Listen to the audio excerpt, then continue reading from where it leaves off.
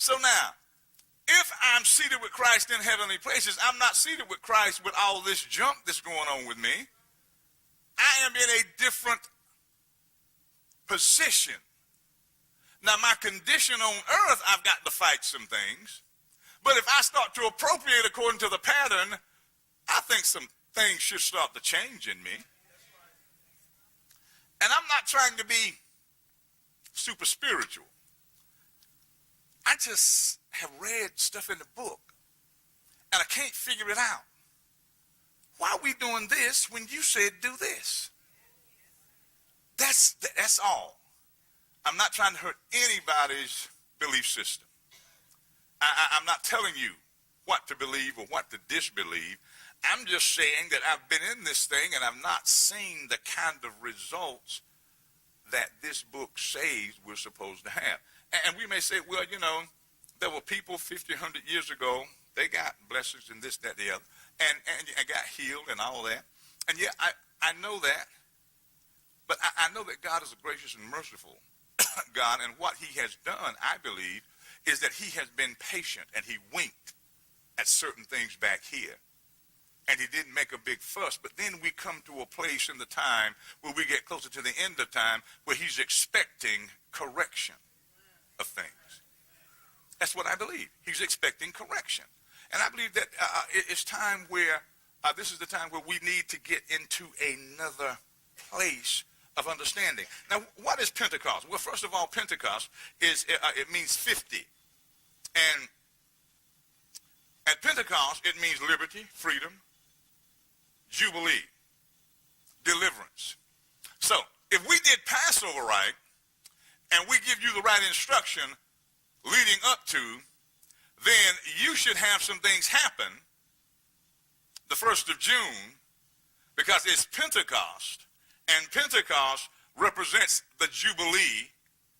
And after 7 weeks, they call it the Feast of Weeks because he told them, you go 7 weeks, and then on the 50th day, 7 weeks is 49 days, on the 50th day, you have a celebration, a one-day celebration of Pentecost. To where you bring me an offering of your first fruit. He said, because what I'm going to do, and see, when he let them have that first fruit of the harvest, that was an indicator of what he'll do for you every year. And he did that for them every year. And they had a first fruit harvest, and they brought it to him. Then he caused them to increase for the rest of the year. They didn't have, if they had only $10 when they had that first fruit brought in, by the time they got to the end of the year, they'd have 100. And he kept increasing them. So I'm looking at patterns here, and I'm saying, Lord, there's something wrong with what we do, because we're doing what we do, and we tend to continue to struggle. He said, son, angels follow the patterns that I have set. He said, they operate by the patterns. He said, now what happened when a group of angels quit operating by the pattern? They fell. And they can't ever come back into heaven because they moved away from what I said. He said, now through grace and mercy, you all do get to heaven, but you don't get much heaven on earth. And he said, that's where you're struggling. You get to heaven because I give you grace and mercy, but because you don't follow my patterns, you don't get much of what I say on the earth. And you're constantly having to ask for prayer just to get through stuff that you ought not even be in. You ought not be in certain things. You need to be on beyond that. Why are you still in that same thing 20 years later? If Pentecost, if you follow Passover, and 50 days later here is Pentecost, shouldn't you have increased? And he said, what did he say? He said, I will enlarge your borders and nobody will take your stuff. That's right. So why do you have repossessions? Why your stuff falling apart? Why you can't seem to get to the next place? I believe it's because we have set our own patterns, or Satan has set some for us. And if Satan sets the road you're on, he's certainly going to lead you away from your prosperity. He's going to lead you away from your health. He's going to lead you away from what is good for you. And I'm just looking for how to get there. And like I said, I have to keep saying it because People that may tune in when they hear messages I do, and they tune in the middle, they start, oh, well, he's this, he's that. I have to keep saying, I am not trying to hurt anybody. I'm just looking for what this book says. And see, I can't be deluded by just a handful of folk at the top being successful. Do you know that there are 62 people, most of them in America, in this world that owns more wealth than 2.5 billion people on the planet? 62 owns more wealth, most of them are Americans, than 2.5 billion. Exactly half of the world's population, 62 people owns more wealth than, we got what, 7 billion people? So that would be about 3.5, then 3.5 billion people. Now I can't look at that as my model. That's Satan right there. That's Satan. Now, the Bible said he was going to pour his blessings out on all of his children. So I'm saying, where are these blessings? Why are things the way they are? And I can't help it, but I just have to keep looking for ways to discover how to get out of this. Now let's go to Acts chapter 1 real quick. Chapter 2, sorry. Acts chapter 2. And verse 1. And when the day of Pentecost was fully come.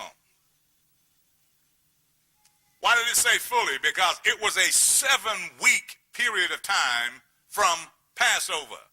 And they operated 7 weeks coming up to Pentecost began the day after Passover. And they operated 7 weeks to where what they didn't operate in leaven. And leaven just simply means the old order. They quit thinking like they did before. You realize when the day of Pentecost fully came, it said they were what? We're all with one accord in one place. 50 days they had worked to change their minds. And they were thinking the same way about the same things, and they were in the same place. Some of you can't hardly stay with your husband or wife overnight. And I'm not being in one place with somebody else. You see, that means that we haven't worked much to change these minds. We are doing the same things we've been doing, operating the same way. Now, when this happened to my sweetheart here, I realized, okay, now you've got to do something different. So I asked her, I said, now you're going to have to let me experiment with you. I said, I'm going to cook you. She'll usually eat 1 egg and a little grits. Okay, now I'm going to try to do this thing. And, you can lie if you want to. It's okay.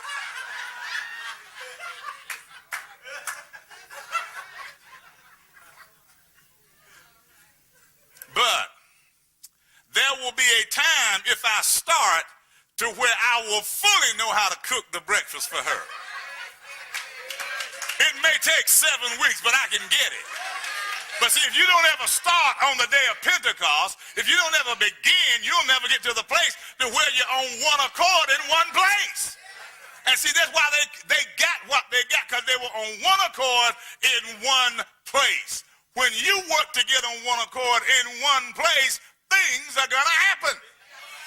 Things are going to change. That's why for us here, I work so hard trying to get us to see how to be on one accord, because your negative energy stops the flow of the Spirit. The way you hate other folk, angry with other folk, your attitude, your behavior, your concept, it stops the Spirit from moving like he wants to, because he wants to come in like a rushing mighty wind, but he can't do it because you're over there blowing hot air. He can't get it.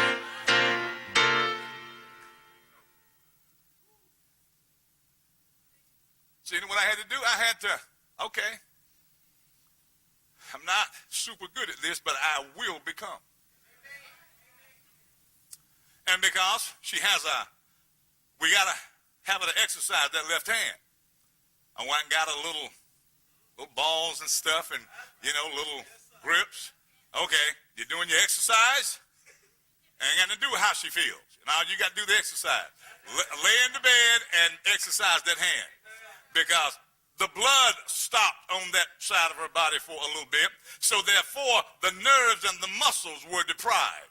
Now we got to get them back because some of the memory was lost in that arm. So now she got to make that come back. So if I don't get on one accord with me and say, well, I'm not going to leave it to doctors and other folk to make this happen. I'm the one that's got to help her get back to where she needs to be. So when I get in one place up here and we get in the one mind and we're in the same house, we can change this whole thing. But see, you want the Holy Ghost to come do something that you're supposed to be doing.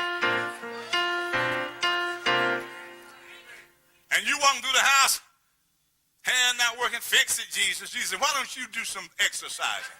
Why don't you do something? You say, well, Lord, I need you to just help me to lose this weight. He said, listen, you need to help yourself. You see, I asked the Lord. I said, Lord, I need you to intervene. I need some things to change in me. Well, what he did, he started changing my appetite. Then I had to decide to follow what was being changed and not go back to my programming in my mind that say, eat this, eat that. When it started to lessen as far as my desire, then I just backed up off eating that. So when I started to change my appetite, body started to get better. Because it's selfish of you to put yourself in a negative position because you want to keep doing what you want to do, and then you put a strain on those around you. That is not one accord. If you know you shouldn't eat it, you need to get some strength and quit eating it. You need to get out from under. If you know that when you watch the TV, you have stupid dreams, turn the TV off. That's why I told you, you don't need a TV in your bedroom, because when you watch it, something about the light of that TV wakes your mind up, and you can't sleep. The bedroom is for sleeping and making love, not eating. We do not take food in the bedroom. You got no business sitting on the side of the bed, eating a plate of food, and then sitting the plate down beside the bed to dry up overnight and call ants and roaches, and you laying there getting your body beat down because it takes 60% of your energy to process your food. And here you are, going to the bed with your night clothes on with a plate.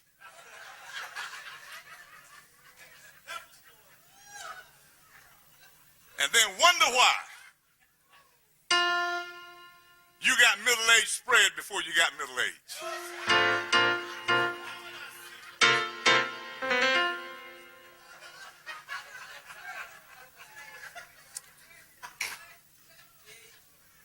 Now see, here's what you got to understand. If you get in one place, you get on one accord, you don't know when it will come, but it'll be a suddenly showing up of the Holy Ghost. You see, I've been waiting for that suddenly moment for a long time. And I said, Lord, some of us still ain't right because we ain't got suddenly yet. But I see growth, but we're not getting that suddenly. And see, when the suddenly comes, all kinds of things start to happen. But see, we refuse to let go of who we were. We refuse to become something else. We say, this is just the way I am, and everybody else needs to change and conform to me. Well, you see, when something happened to her, it didn't make any difference how I was raised. My mama did everything for my daddy. When something happened to her, now I do what needs to be done for her and make sure that she's all right, no matter what it takes. So when her hands, when that dermatomyositis hit and she can put her hands in dishwater, I said, you stay out of the dishwater, I'll wash the dishes. So what needed to be done was what I did to make sure that things kept moving. And I told her, I said, well, you've been taking care of a lot of things and doing it so well. Now I'm just going to learn your system so I can take some of the weight off of you, and I'll make sure that these things are done. And if you need to sleep a little bit longer, you sleep. You rest. And I'll do what needs to be done. not for any other reason that I am in one place with her and my mind is on one accord with him and his concern is her. So therefore mine must be her. So if I have a concern for him and I love him like I ought to, then I'll treat you like I want to be treated. He said, love the Lord your God with all your heart, mind, soul, and spirit. Love your neighbor as yourself. You see, there's some things that I will not do to you because of my love for him. And we should not have all of this ungodly behavior. I wish I could quote it, but Daniel Defoe, he said, when God builds a chapel, Satan builds one too. He said, God has his people in the chapel, and his people are few, but Satan is there too. And Satan has more. He said, so it seems as though when God builds a house, Satan shows up in greater numbers than God. And the way that happens is that people who actually want God show up looking for him, but never stop being the people who have issues. They never let this supreme God fix anything. They stay where they are, and it does not matter. And then everybody else has to change and conform to them because we're determined that we're the gods of our lives. I run this show. And if you don't conform to me, then you have a problem. Now, what is my responsibility? My responsibility is to tell you how to become like this book. And when I stop telling you that, you will automatically come back and say, he don't know everything. But I know more than you. That's why I'm standing here. That's why I was called. Well, I ain't going to do that. I don't know who you think he is. Can't tell me that. You know. So I've studied it, researched it. I can show you scriptures in the Bible you don't even know are there. And tell you things that you have never read and don't even understand. Right out of this book and prove it. And I would challenge any of you to come on and do that with me. I've been called to tell you something and to help you grow. Now that does not mean that I've got everything. But that means that if you're sitting here and I'm telling you something, it means that there must be something to it because after all, you're still here. Now, the people that thought they knew more than the one who was called to do this, they left. Because they don't want to have anybody tell them to correct anything. So they want to stay where they are and stir up trouble and create problems. And because I'm not the kind of man, neither is she the kind of woman that's going to let you create problems. You see, giants do die. The bigger they are, the harder they fall. So there's some people that will get a little bit disturbed because I won't let them have their way. You see, it's the way of Christ. It's not your way, not my way. It's what Yeshua says. It's what Jesus Christ says. So he said, suddenly there came a sound from heaven, as of a rushing mighty wind, and it filled all the house where they were sitting. In other words, these people had developed a place of connection, and they were sitting in a place of comfortability with each other. They were able to sit with each other and have a comfort level, and the wind of God came in because they were on one accord. And said, there appeared unto them cloven tongues like as of fire, and it sat upon each of them. Every one of them. It sat upon each one of them. The Holy Ghost did not come in and sit on some and not sit on others. Why did he sit on all of them? Because they were on one accord. They were on one accord with who? Not only God, but with each other. If we don't get on one accord with each other, he cannot come. And then what we do, we kind of plug into others who are actually enjoying the Lord. And say, oh, we had a good time. No, they had a good time. You spectated. Because you never got plugged into what it meant to be on the one accord. You were sitting with judgment, sitting with anger, bitterness, unforgiveness. So from now until Pentecost, I'm going to be doing everything I can to give you the truth that will help you change your mind. And on the day of Pentecost, which will be actually the 29th, that's the day we're going to use it. Use the 29th of May because it was in the last few days of May, first 3 or 4 days of June. So I'm going to say Pentecost is going to be the 29th of May, and that means that you got to do some changing of your mind so we can have a rushing mighty wind come in the house. Now, if the rushing mighty wind comes in, there ought to be a little healing taking place. Ought to be some deliverance taking place. You ought to have your money start to get straightened out, your change not be so strange, and you should see some promotion coming in your life. Because I believe if we do what this word said, there ought to be some significant changes that should take place in what's going on with us. You see, the enemy wanted me to think, well, you did this on the 14th, and I am going to show you that that does not work. Well, did it on the 14th, and the 15th of the month was the time when Israel started the 7-day feast of unleavened bread. Pentecost started then, but they had a 7-day feast to where they did nothing but inspect themselves. So, 14th day of the month, this thing happens. I come home that evening, I sit down and I talk to the Lord about everything going on. Lord, this ain't right with me. I took the candle and started to search myself. On the 15th day of the month, she's 90%, 95% back. Amen.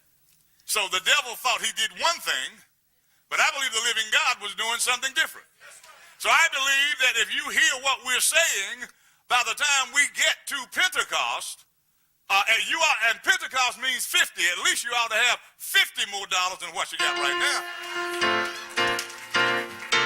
If you do it exponentially, you could have 500, 5,000, 500,000, 5 million. Because it's time for us to get back to the pattern. I want the pattern now because this thing is supposed to work.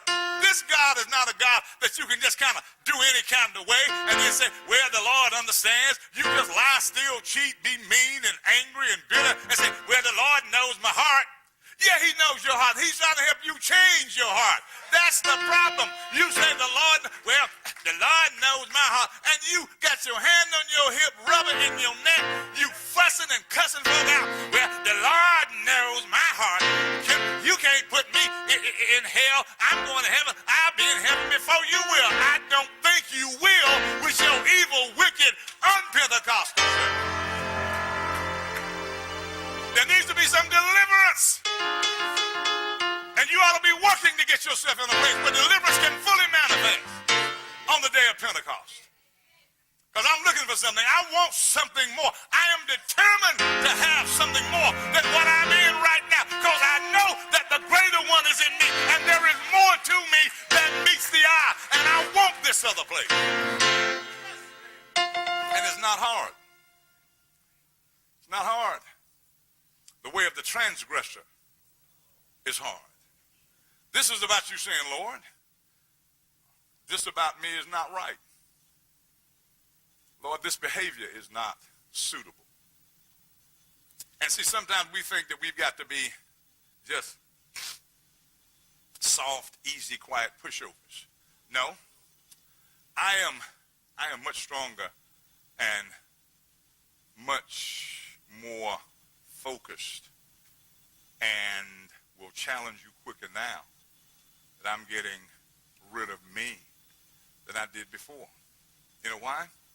Because I was always concerned if I said what was really real about how you were going to think about me. Narcissistic. But now, I'll tell you what I need to tell you because personally it doesn't matter what you think about me. Because me is about gone. So if you're not there, why are you concerned with what folks think about you? That's only your pride. That's only you. So I tell you, hey, no. Man, you just hard-headed. You just don't want to hear God. You want to do what you want to do. Told one person that they were telling me about a situation. I said, no, I'm not going to do anything for you in that. Because first of all, I need to find out why you have that situation. You ain't going to help me? No. No, because you did something to get there. I need to know what you did before I start putting my money in a bag with holes in it. Because you're not going to waste my substance. No, I'm sorry. I had to work for that. I had to put up with stuff for that.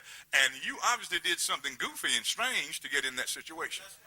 So now, when you decide that you want to stop being goofy and strange, then maybe I'll let you have a little change. But until then, no, you stay where you are. And they couldn't quite understand it. Now, see, there was a time when I was just looking for folk to come to the church. I'd have been, well, you know, maybe this and maybe that. No, I hear clearly. Holy Ghost tells me this is their problem. I said, are you going to tell me why this is like this? Well, I said, no. It can't be 15 different things. It can't be 25 different people. Tell me what it is. Apostle, you just kind of strong, ain't you? Well, what do you want? You want somebody you can play with and leave you in that mess and you waste your money and mine and theirs too? No, I'm trying to help you find out how to fix this thing. But see, that's not where most people are. So most people will not like you if you start to get free. They won't like you because they can't push you around. Now, when they can push you around, and they push you far enough over and walk on you a couple of times, Lord, they are so sweet. I tell you what's the truth. I just love Sister So-and-so. And they just grinding you in the dirt. You're not going to do it to me. And I'm not going to do it to you. And I'm not going to be acting up. And I see some of y'all go pure ghetto. Well, you don't know me. You better not say so. You don't know who I am. I don't have to say any of that. I don't have to do that. Because what you're doing, you're defending your honor. I don't have to. I'm already set. Folk know who I am. And folk know, well, if Jacob's going to be a part of it, ain't going to be no stuff. Ain't going to be no foolishness.